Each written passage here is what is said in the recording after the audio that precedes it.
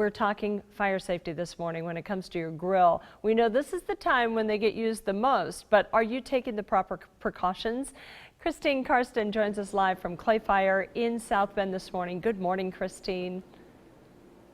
Good morning, Tricia. Yeah, I've used my grill several times so far, and I know I'm not the only one. So this morning we're talking some easy safety tips for you to remember. So whether you're using propane, natural gas, or charcoal, we have you covered this morning. Dave Schroen here with us. Good morning. Good morning. So let's start with charcoal. What do you have to do to make sure you're safe? Well, the simplest thing is once you've lined the burn area with tin foil, just use a box of baking soda. What that does is if you get any of those flare-ups, the grease will drop down into the area where the baking soda is, so you won't get that flashing up and splattering, which means that, of course, if you do have issues, if you keep like a bottle of water on hand, you can just kind of spritz that and cool it down. Of course. And then, of course, our biggest problem we have with propane is when people, as the season goes on, they don't make tight connections and make improper connections. And the simple thing is just mix up a bottle of soap water, just like the gas companies used for years. And when you crack this open, which doesn't need to be more than a half, and if you happen to see bubbles start forming, that lets you know that you don't have it secure. So shut it back off, re-thread it through. If you're dealing with small camper stoves and you end up with dozens of these and wonder what to do with them, check with your waste hauler. The steel recycling places do not want these because they can't take the valves out, so they never know if these are completely empty. And the same thing with your waste hauler. Check with them to see if they will accept them, and if so, the idea is, one said, set them out where we can see them. Don't just throw them in a bag so we know what we're dealing with. And you made a good point that you want to make sure you're using grilling tools, because some things with the household tools just aren't long enough and you could get burned. Right, and sometimes people will just run in and grab anything they have, and which means, again, your hand is getting closer, so if you do get things splattering, you've now caused yourself to get burned. One of our most common causes we have this year of burns. Well, and you have a fun little treat cooking right now, a great idea for the kids. You're actually making s'mores without the worry of burning your hands or over burning those marshmallows too. Right, and I had seen this before, and we gave this a try at home. It's actually just ice cream cones, and you stuff them with chocolate chips and marshmallows, and you can set them around the edge so they don't have to be exactly on here. It takes like 5 or 10 minutes.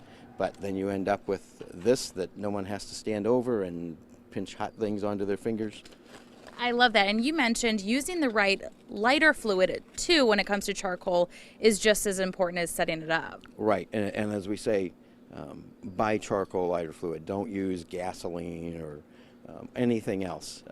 Again, it's not meant for that to cook with, and it has too high of an ignition point, so it's going to tend to flash over, and now you're going to definitely get yourself burnt. Make sure that also after you've used it, don't squirt it on it while it's flaming, and keep it well away from where the fire is at. It's still a flammable liquid. Well, and I know we mentioned this the last segment we did about 30 minutes ago, but clothing is so important. I know a lot of times we're not wearing long sleeves or a sweatshirt when we're grilling, but sometimes when you're camping, you are. Right. And the thing with that is baggy sleeves when you're close to things that have flame is bad because, again, your skin isn't fireproof. So, of course, using the proper tools that are long enough so you're aware, and, of course, the tighter clothing so you don't get burned. So, Tricia, I'm staying away from this grill because I have a little bit of loose clothing on, but some easy tips for you to keep in mind all summer long. Again, everybody loves to grill. Just make sure you're safe while doing it. If you've missed any of these tips, we'll make sure to put them online for you. WNDU.com. Just click on the story. But easy things to remember, and it takes 2 seconds to make sure that you're safe. Yeah, and I've tried the ice cream cone thing, and that works very well. I like it very much. Hey, if a it's fire... making me hungry this morning. I know. Hey, if a fire does start, what is the best way to put it out?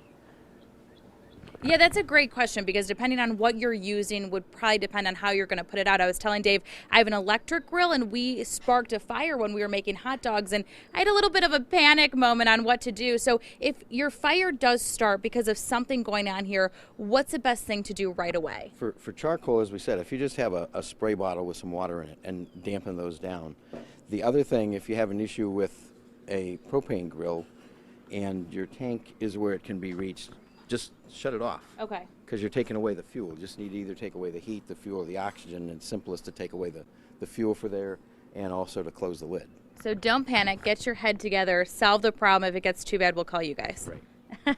All right, Tricia. I like that last part. All right, thanks a lot. Christine Karsten reporting live. Thank you. Hey, it's going to be a